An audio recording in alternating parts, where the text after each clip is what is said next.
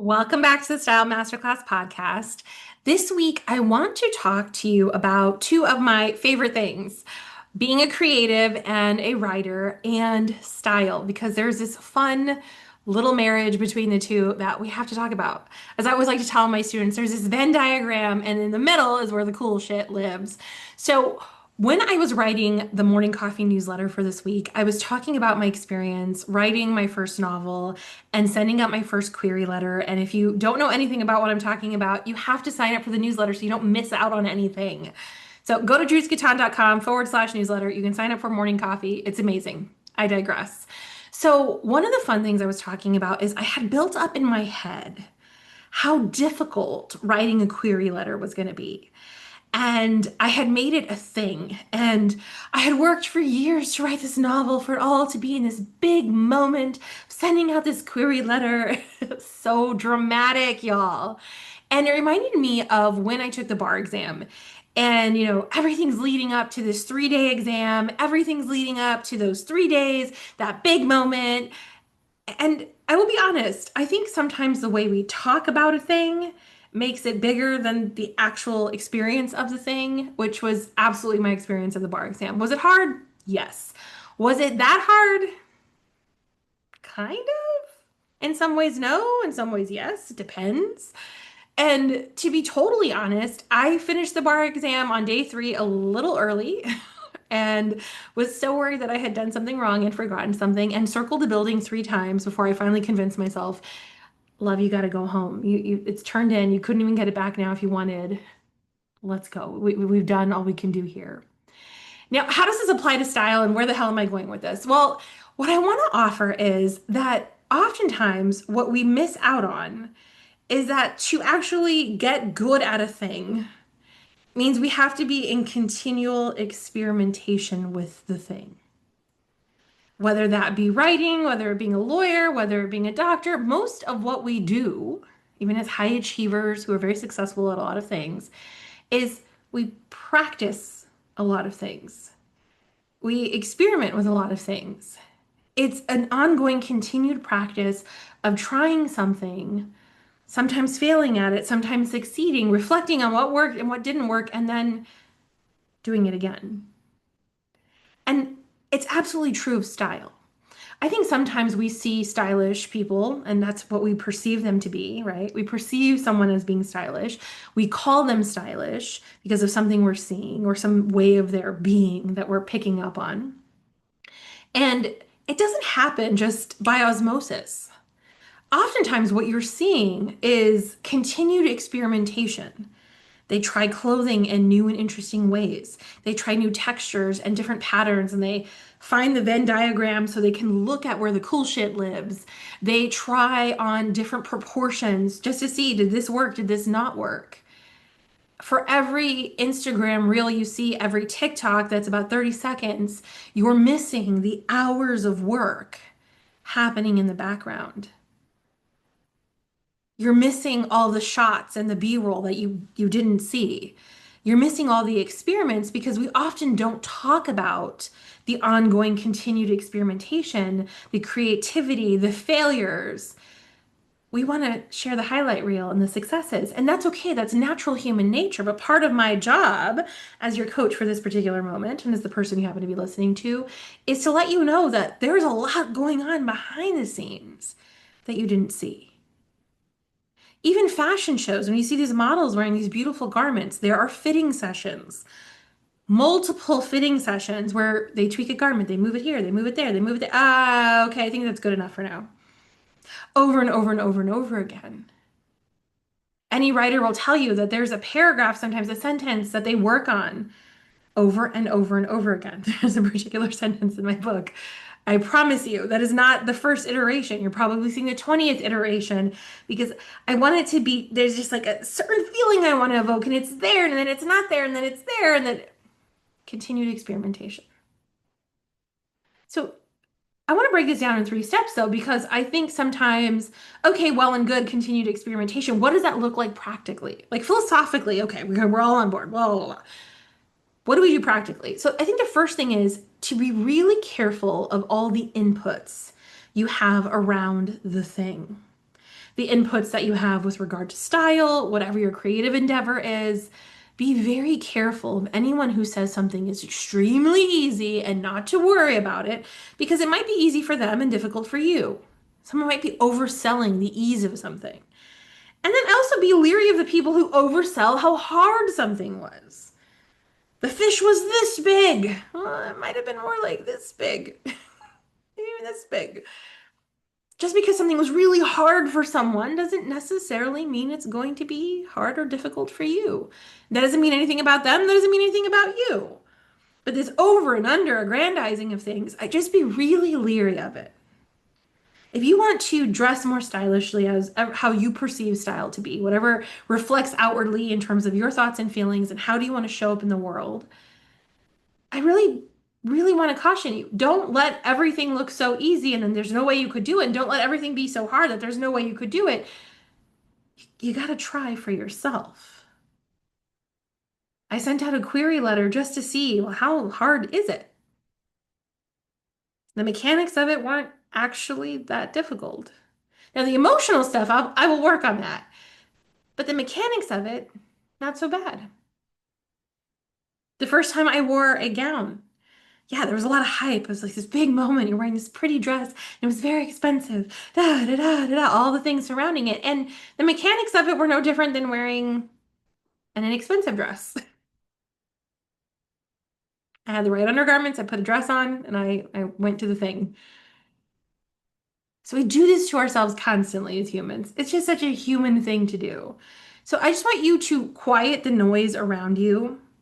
If you want to start dressing differently, more stylishly, if you want to pursue whatever creative endeavor it is that you would like to pursue, turn down those inputs a little bit so that you can decide for yourself when you're ready to take some action. Which brings me to number two, and that continued experimentation thing. I want you to actually go do the thing.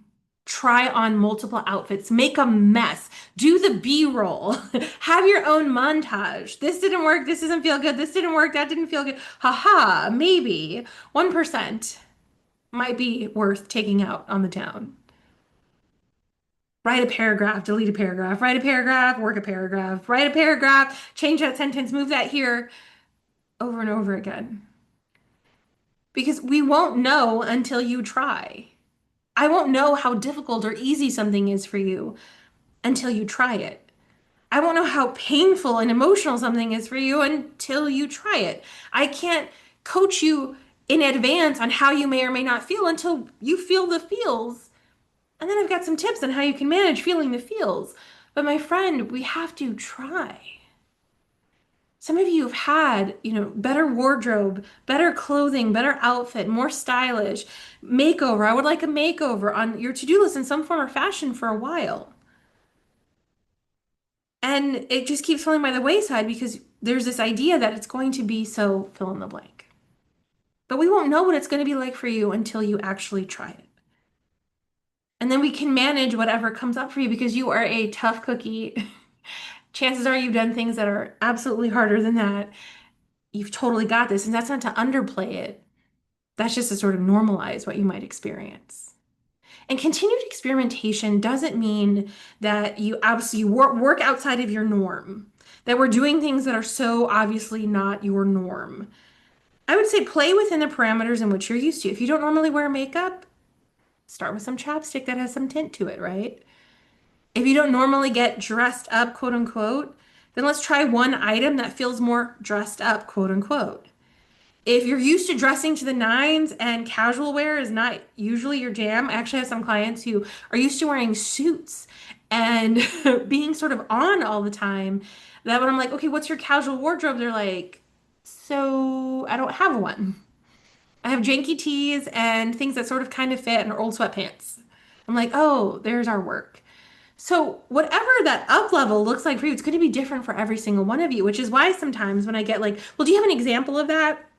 Do you have pictures of your clients? I'm like, well, most of my clients are private people, number one. Number two, no, I don't want to give you a prescription. I want you to use your smart cookie brain to interpret what this means and make it real for yourself. So when I'm saying continued experimentation, some of you are like, oh, I have to wear prints now and I'm not really comfortable with that. I have to do things that are really outside of my comfort zone. You could start small. I'm not saying throw the baby out with the bathwater. Let's experiment on a small scale and then we can scale up. And for some of you, experimenting might feel like you have to scale down, but hang out there. Find out new things about yourself on that journey. So, to recap, number one, turn off some of those inputs. We're not going to drive ourselves crazy with what everybody else's experience is. Let's find out what yours will be. Two, let's create the experience of continued experimentation by actually experimenting. And it doesn't have to be balls to the wall, all kinds of crazy. It could be small, tiny tweaks over time. I have a whole podcast episode called Lipstick Ladder, and I talk about this. You can go back and listen to that one if you want more information. And then three, I want you to reflect back and decide for yourself what your experience was like. And don't be so black and white.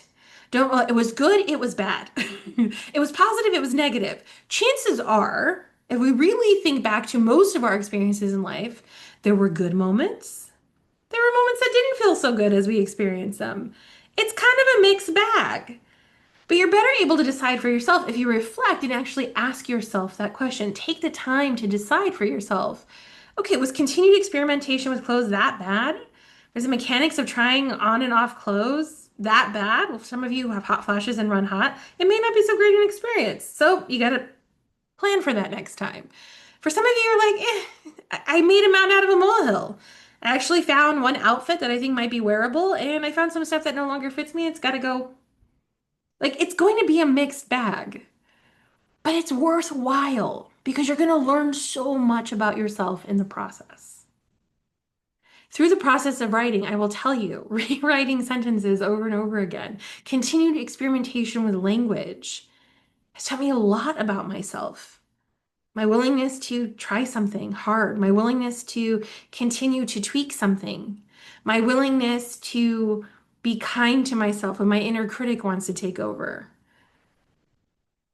The writing is working on me, just like the style is always working on me. When I take time to reflect about who do I want to be in this season, how do I want to show up in this season, what clothing will support that, it's about my relationship with me. When I have my own back, when I have an outfit fail, that's about my relationship with me. When I have an outfit success and I declare something to be aware again, that gives me a little bit of clue about where I'm at right now. It's about my relationship with me. My relationship with style works on me internally. This is an inside job if ever there was one. So, my friends, your mission, should you choose to accept it this week, is to practice some continued experimentation. Even if it fell by the wayside in the past, let's try again. Whatever your creative endeavor might be, and more specifically, if it's a stylish one. Let's try some outfits and new combinations. Let's bust out some things we haven't worn in a while. Hello, old friend. Let's allow ourselves to change and evolve and pause long enough to reflect back whatever we're learning about ourselves through the process.